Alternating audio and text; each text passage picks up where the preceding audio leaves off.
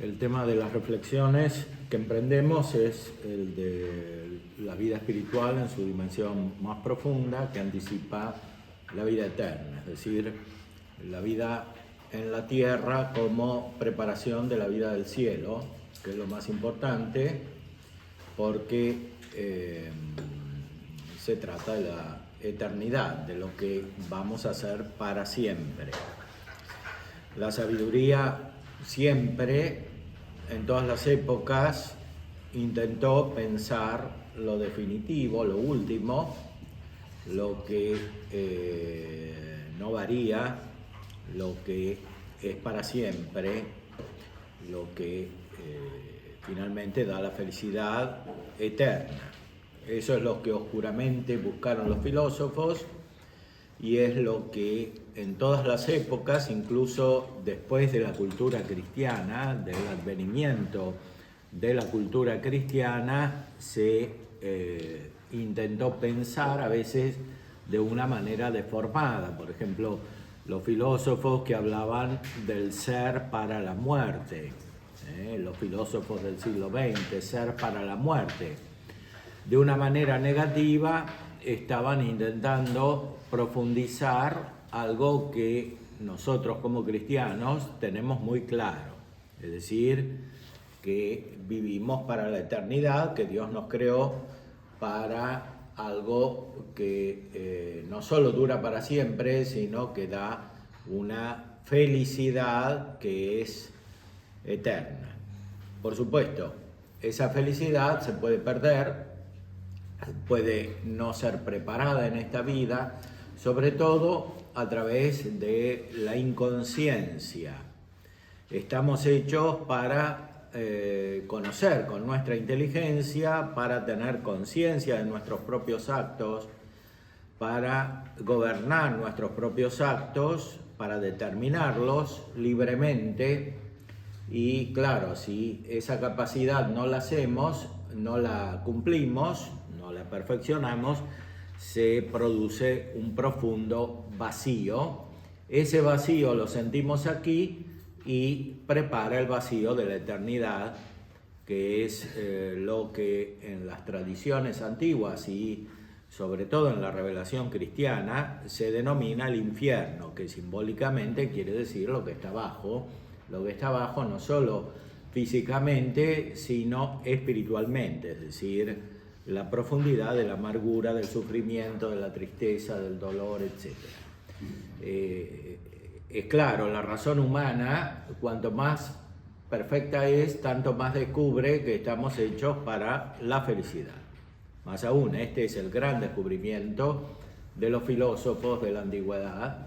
Platón, Aristóteles, descubrieron especialmente eso, principalmente Aristóteles, que es el más grande filósofo antes de la venida de Cristo. Y lo que descubrieron los filósofos, que cada uno puede encontrar en sí mismo reflexionando, lo reveló nuestro Señor Jesucristo en plenitud, con una perfección que es humanamente insuperable porque es divina. Es la comunicación de la ciencia de Dios, lo que Dios conoce no solo acerca de sí mismo, sino acerca de nosotros, que estamos llamados, que tenemos una vocación, dice la Sagrada Escritura, a participar de la vida de Dios, de la eternidad de Dios y por tanto de la felicidad de Dios.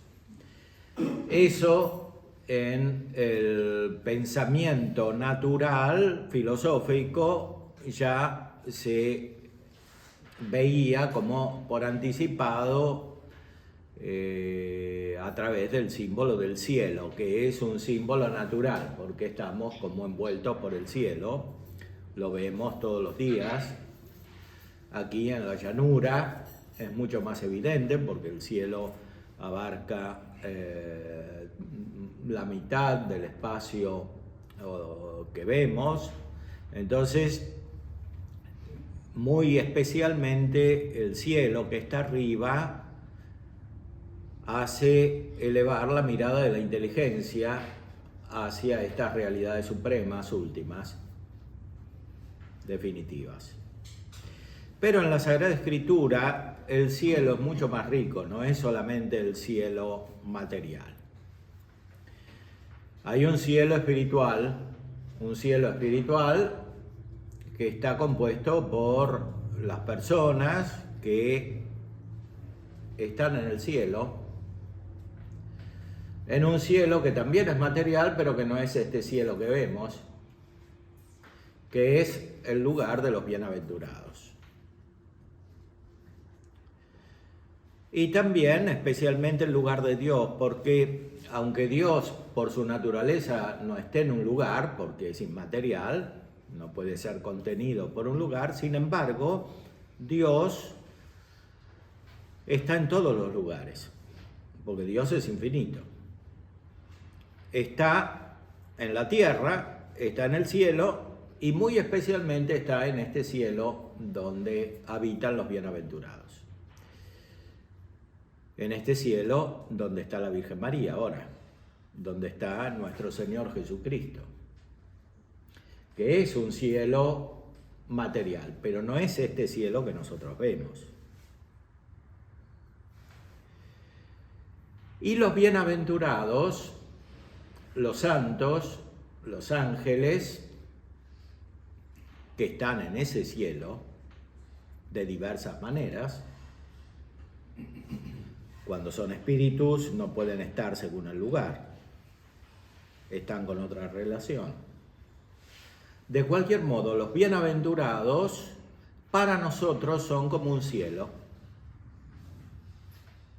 y por eso nos referimos a ellos, les pedimos intercesión, tratamos de imitarlos,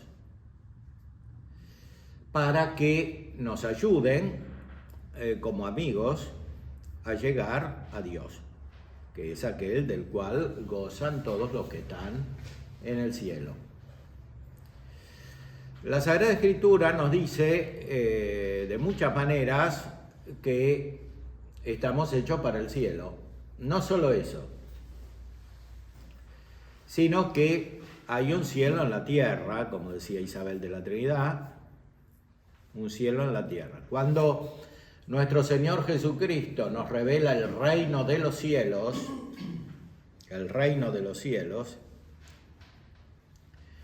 nos habla no solamente de la vida futura, nos habla de algo que está aquí. El reino de los cielos está entre vosotros. Está aquí el reino de los cielos. Y cuando rezamos el Padre Nuestro, decimos todos los días, Padre Nuestro que estás en el cielo. Y le pedimos al Padre que está en el cielo ahora.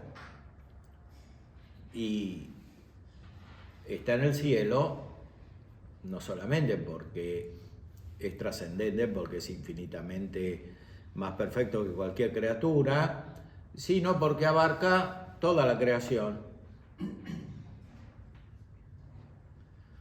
Y muy especialmente porque están los santos, que son el corazón de la Iglesia, y porque también quiere estar en nosotros. O sea, el cielo también puede estar en nosotros. Por medio del contacto que tenemos con los bienaventurados y con el cielo real, sobrenatural, físico, pero sobrenatural, donde están los bienaventurados. Entonces, nuestra vida se hace celestial. Pensemos lo que nos dice San Pablo. En el tiempo de Pascua se lee la carta a los Colosenses de San Pablo. En el capítulo 3, San Pablo nos explica con mucha precisión cómo la nuestra debe ser una vida celestial. Así pues, si habéis resucitado con Cristo, buscad las cosas de arriba, donde está Cristo sentado a la diestra de Dios. aspirad a las cosas de arriba, no a las de la tierra.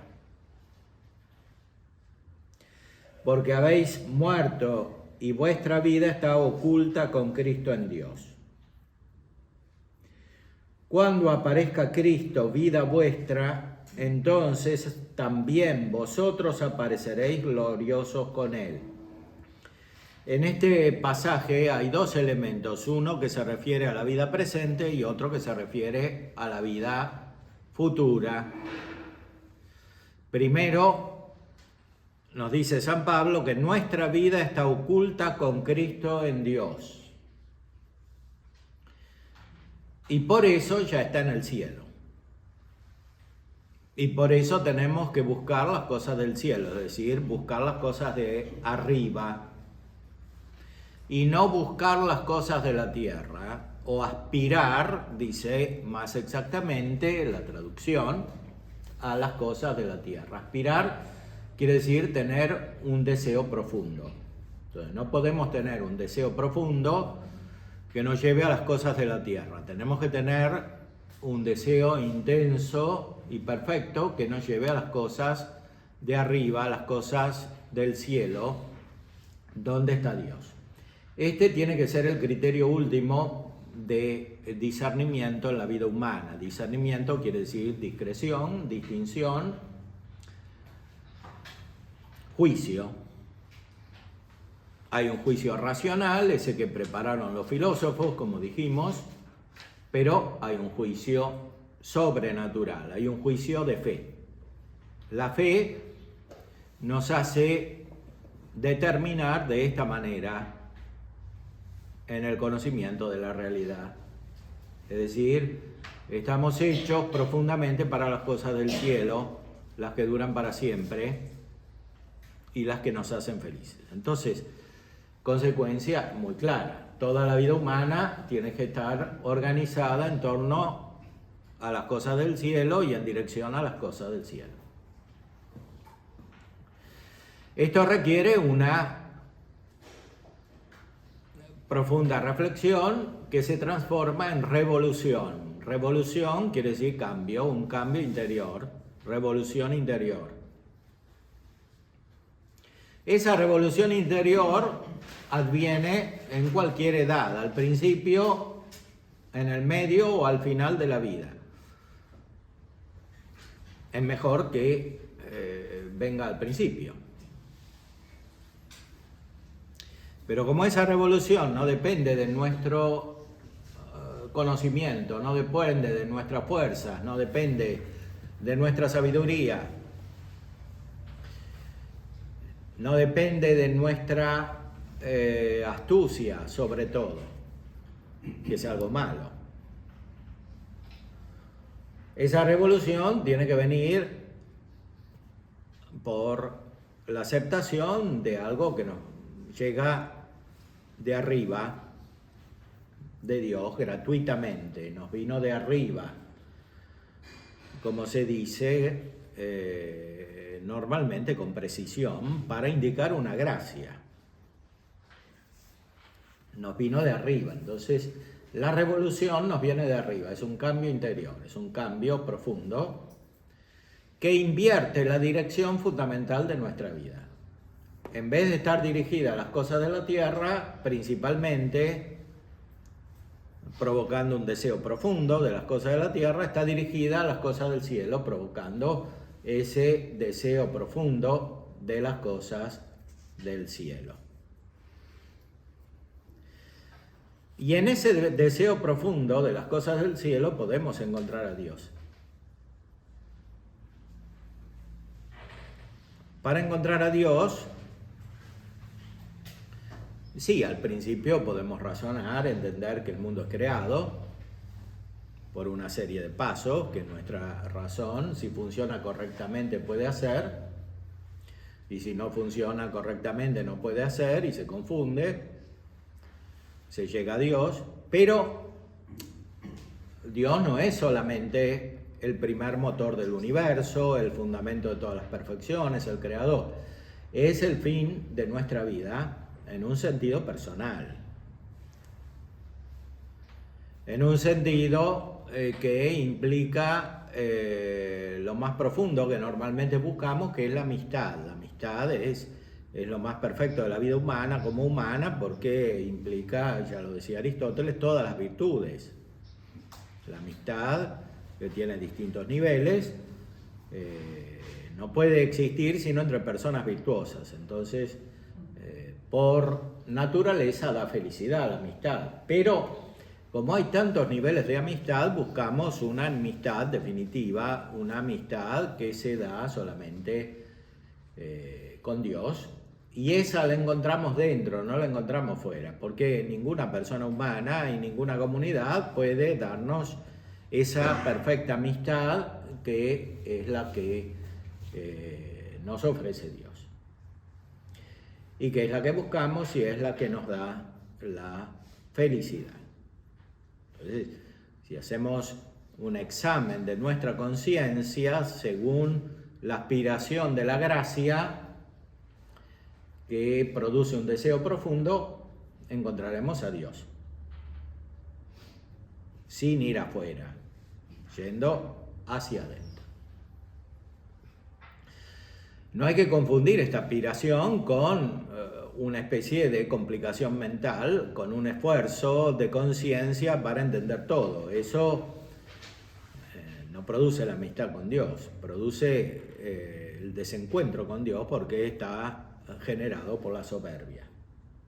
La soberbia, que es un apetito desordenado de excelencia, y que es lo que tenía el demonio y les ofreció a los primeros padres, ¿no? Seréis como dioses. Seréis como dioses por el conocimiento y por la conciencia.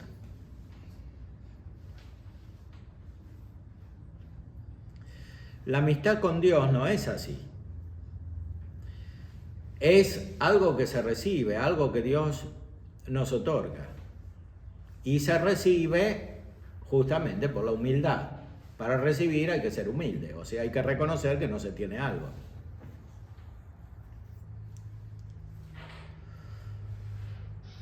Y para ser humilde basta ser sincero, o sea, darse cuenta de cómo es uno.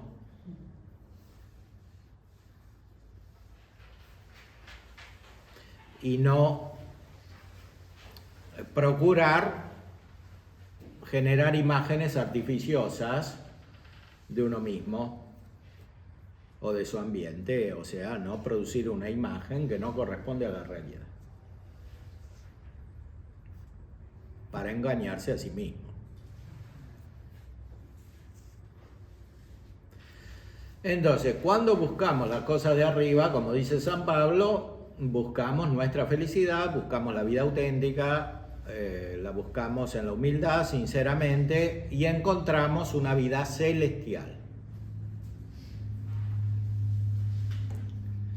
Y esto es el centro de la existencia cristiana, del modo de ser cristiano, porque es lo que nos vino a enseñar Cristo.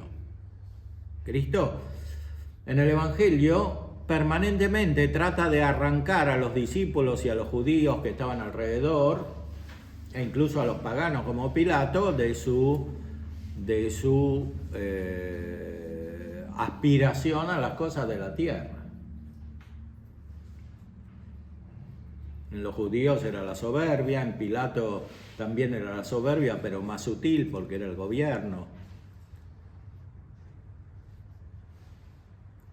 Y en los discípulos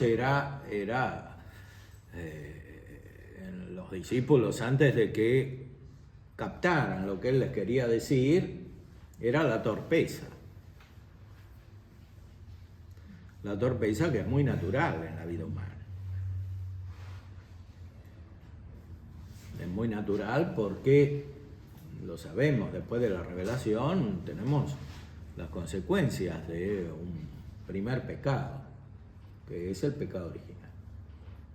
Entonces, en general, los hombres están envueltos como en esta oscuridad, en esta torpeza. Cuanto más quieren arreglar las cosas, más las empeoran, etc. Entonces, esto, ¿por qué no se conoce cómo hacer? Esa es la luz de Cristo, esa es la luz de la revelación. Es la diferencia entre la luz y las tinieblas, de la cual habla el principio del Evangelio según San Juan. Que la luz brilla en las tinieblas, pero las tinieblas no la recibieron. Pero algunos sí la recibieron. Y recibirla es gracia, y la gracia requiere una primera disposición del corazón, que es la humildad. Por eso decían los grandes teólogos que es el fundamento de todas las virtudes, porque si no hay humildad, tampoco vienen las virtudes más importantes, como la fe y la caridad. Si hay soberbia, no hay ninguna humildad, ninguna virtud, y si no hay virtud, no hay amistad, y si no hay amistad, no hay felicidad. Entonces, el Evangelio revierte esto. Y cuando uno es fiel al Evangelio, se produce un cambio, una revolución, que quiere decir dar vuelta a lo que estaba.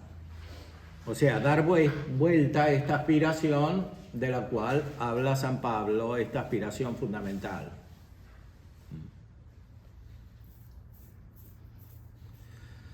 Porque si bien por naturaleza todos los hombres, como todas las cosas, buscan a Dios, en sus operaciones mentales, no todos los hombres buscan a Dios. Entonces se guían por otra aspiración fundamental que es deficiente, que es esta aspiración fundamental a las cosas de la tierra.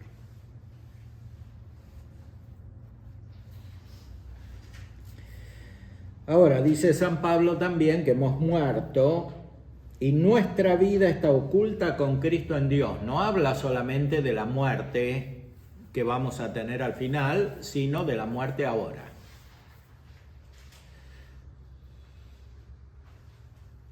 ¿Qué quiere decir esta muerte? Quiere decir este cambio, esta revolución. Porque al que le arrancan las cosas de la tierra parece que se muere, ¿no?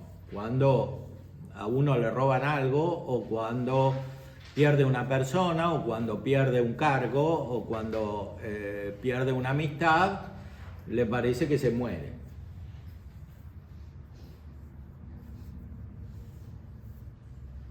Y ese es el problema. Entonces, la gracia que hace, produce esa muerte, pero de modo beneficioso, no de modo perjudicial. O sea, produce la separación de las cosas de la tierra a las cuales uno está indebidamente aferrado, que son todas.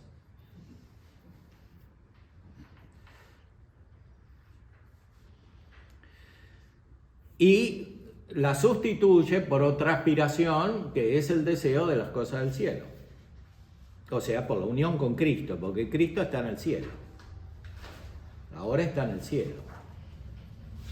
Y si nosotros estamos unidos a Cristo y formamos una unidad con Él, estamos en el cielo, porque estamos donde está Cristo.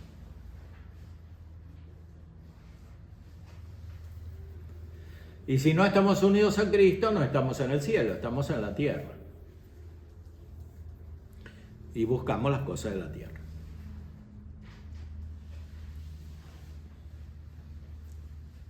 Este es el proceso fundamental de la revelación y de la gracia que nos viene por medio de Jesucristo.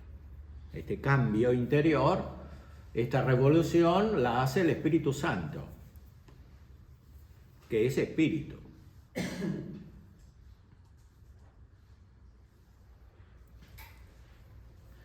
Por eso no es suficiente estar unidos a la persona de Cristo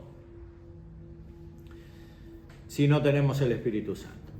¿Por qué? Porque nos puede pasar como a los judíos que veían a Cristo, pero no lo aceptaban y no recibían sus palabras y no lo querían y después lo mataron. Porque veían solo la humanidad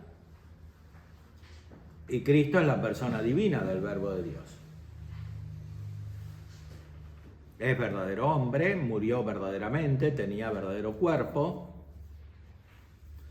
pero era persona divina. Entonces conocemos a Cristo cuando lo aceptamos como persona divina, y eso lo hace en nosotros el Espíritu Santo, que es espíritu y que no tiene cuerpo.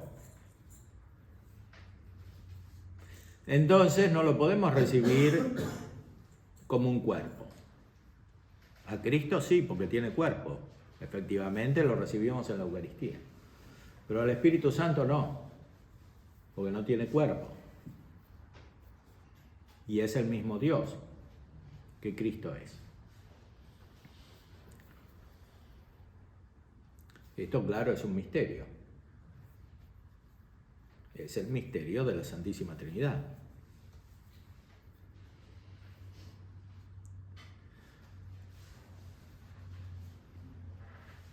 El Padre, que no tiene cuerpo, envía al Hijo, que asume la humanidad con un cuerpo, y juntos envían al Espíritu Santo. ¿Y cómo los envían? Los envían principalmente a nuestra alma, a nuestra interioridad, a nuestro espíritu. Y cuando están en nosotros, nos unimos a Cristo y nos hacemos espirituales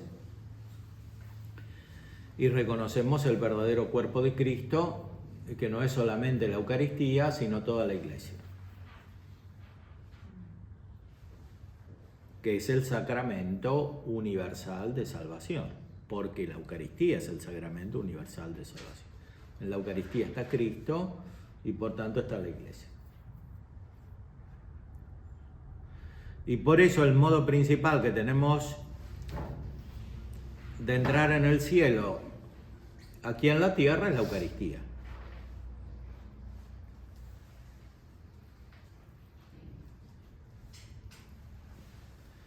Que es un pan celestial, un pan angelical, etc.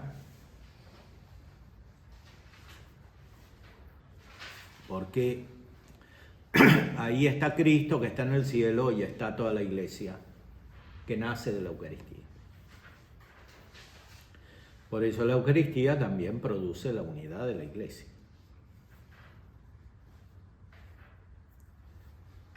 Unidad es amistad, es decir, lo contrario a la división. Por eso el primer mandamiento de Cristo es la caridad.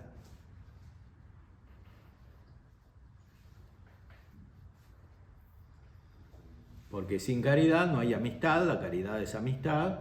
Sin amistad no hay vida celestial, hay solamente división, hay aspiración a las cosas de la tierra y hay infierno.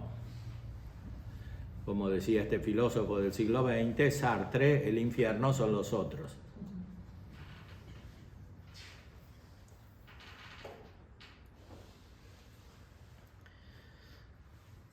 El infierno son los otros para los que no tienen la gracia. Para los que tienen la gracia, los otros son el cielo, o están en el cielo, o por lo menos pueden estar en el cielo, y a eso aspiran. Y esto es el fundamento de la caridad. Todos los hombres están llamados a esto.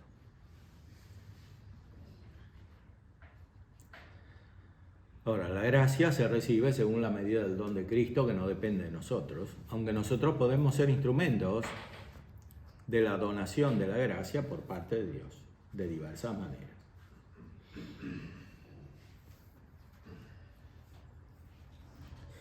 Por eso nos dice San Pablo que nuestra vida está oculta con Cristo en Dios, Cristo que está en el cielo. Por eso nuestra vida, dice explícitamente, es una vida mística, que quiere decir secreta o escondida. ¿Secreta y escondida para quién? Bueno, para los que viven normalmente aspirando a las cosas de la tierra, pero además secreta y escondida para nuestra propia razón, para nuestra razón.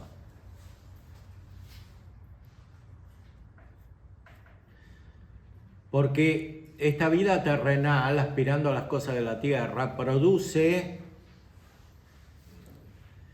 un defecto muy radical, que es un defecto interior, por eso es radical, que es el idealismo, el pretender que conocemos todo, que entendemos todo, que dominamos todo y que podemos hacer todo.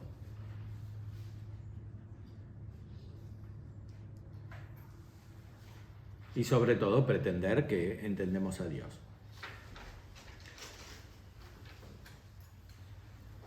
Es el defecto radical, que después se proyecta de modos más o menos infantiles en toda la conducta.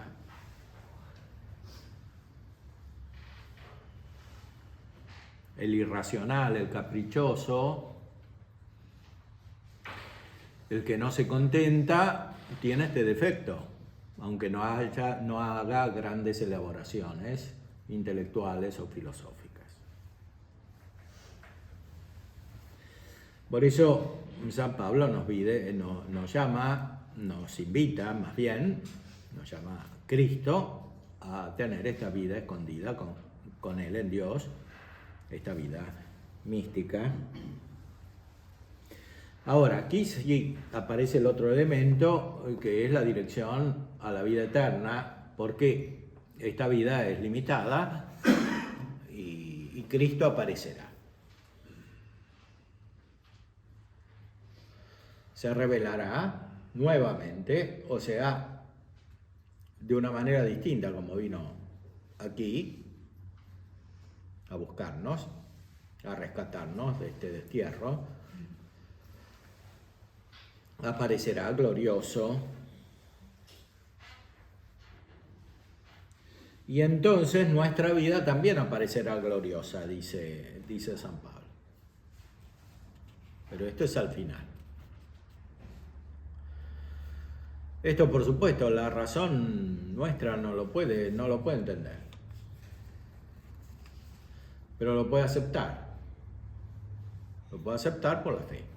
Que no es irracional, no va contra la razón, muy por el contrario, pero que supera la razón.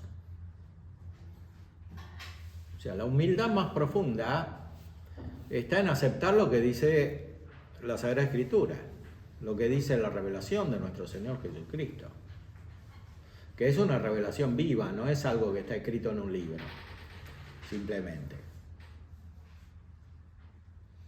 Es algo vivo, porque Cristo está presente. La iglesia es el cuerpo de Cristo. Cristo habla hoy.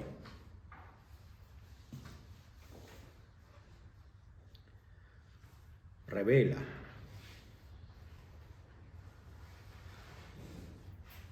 Y nos dice en esta revelación que va a haber otra revelación definitiva, que es la que esperamos.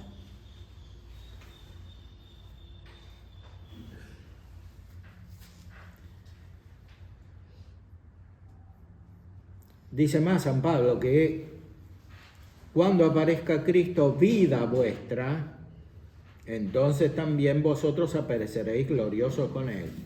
O sea, Cristo es nuestra vida. Hay un gran abad benedictino, Columba Marmion, que escribió un libro muy recomendable, Cristo, vida del alma. Cristo es nuestra vida, dice.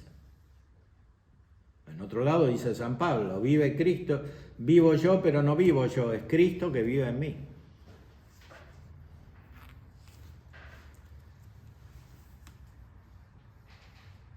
Y vivir quiere decir tener el ser, y tener el ser es la fuente de todas las operaciones. Desde sentir hasta entender, desde tener afecto hasta querer con la voluntad, hasta tener una experiencia espiritual, todo Todo eso depende de Cristo, quiere decir. Por eso, la persona que está unida a Cristo tiene esta vida celestial, como dijimos antes, porque Cristo está en el cielo. Entonces también los sentidos se hacen espirituales. Porque son como los sentidos que tenía Cristo, que eran perfectos, porque el cuerpo de Cristo fue formado por el Espíritu Santo. No nació de modo natural de un padre y una madre, nació de una madre por obra del Espíritu Santo. Entonces el cuerpo de Cristo fue formado por el Espíritu Santo y los sentidos de Cristo, que requieren órganos corporales, fueron formados por el Espíritu Santo, por la acción del Espíritu Santo. Y por eso su sensibilidad era perfecta. Cuando Cristo es nuestra vida, como dice San Pablo, nosotros también tenemos sentidos distintos, que son los mismos, pero liberados de sus defectos y perfeccionados por la gracia. Ahora, como para pensar necesitamos los sentidos, comenzamos a pensar de otra manera. En primer lugar, nos liberamos de los errores y en segundo lugar, se perfecciona nuestra inteligencia.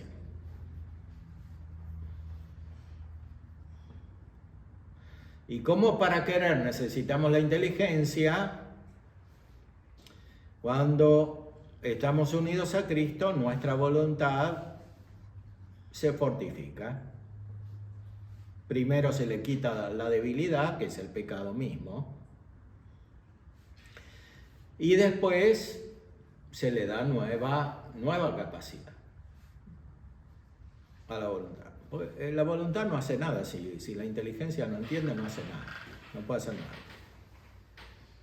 Todo en la voluntad depende de la inteligencia. Por supuesto, la voluntad también puede no seguir la inteligencia, pero si no está la inteligencia, no puede operar. Cuando nuestra inteligencia está iluminada, porque conocemos de una manera más perfecta, por la luz de la gracia, a la cual ayudan los nuevos sentidos o los sentidos renovados, entonces nuestra voluntad es fuerte. La voluntad no es una capacidad como si fuera una fuerza física o algo que depende de nuestro esfuerzo en sentido estricto. El esfuerzo está en las facultades sensitivas, ¿no? O afectivas que tienen participación en la sensibilidad, pero el esfuerzo propiamente no es algo del espíritu, ¿no? O sea, la voluntad es fuerte cuando hace lo que conviene y no hace lo que no conviene.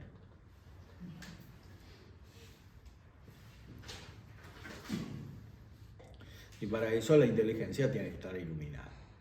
Y si no le alcanza la luz natural de la razón, está iluminada por la fe, que es lo que hace nuestra unión con Cristo. Nos hace participar del conocimiento que tiene Cristo, que es el conocimiento divino y que es el conocimiento humano, beato, o sea, la visión beatífica de Dios que la inteligencia de Cristo siempre tuvo en este mundo y en el cielo. Siempre Cristo vio a Dios. Y por eso cuando estamos unidos a Cristo, de alguna manera participamos de la beatitud de Cristo, del modo de conocer de Cristo, que estuvo siempre en el cielo, aunque bajó a la tierra.